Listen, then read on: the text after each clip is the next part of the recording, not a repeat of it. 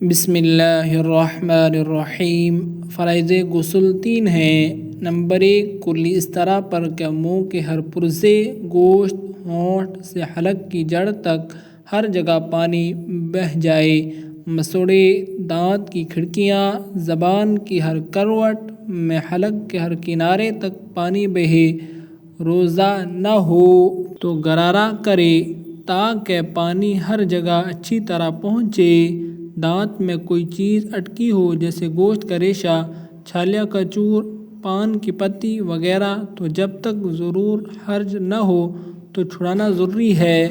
بے اس کے غسل نہ ہوگا اور بے غسل نماز نہ ہوگی۔ ناک میں پانی ڈالنا یعنی دونوں نتھوں میں جہاں تک نرم جگہ ہے وہاں تک دھلنا کہ پانی کو سونگھ کر پانی کو اوپر چڑھائے تاکہ بال برابر جگہ بھی دھلنے سے نہ رہ جائے، نہیں تو غسل نہ ہوگا۔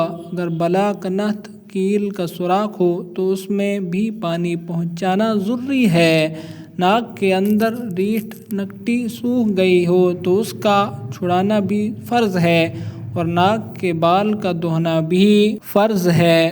پورے بدن پر پانی بہہ جانا اس طرح کہ پاؤں کے تلوے تک جسم کے ہر حصے، ہر رونگٹے پر پانی بہے، اس لیے کہ اگر ایک بال کی نوک بھی دھلنے سے رہ گئی تو غسل نہ ہوگا۔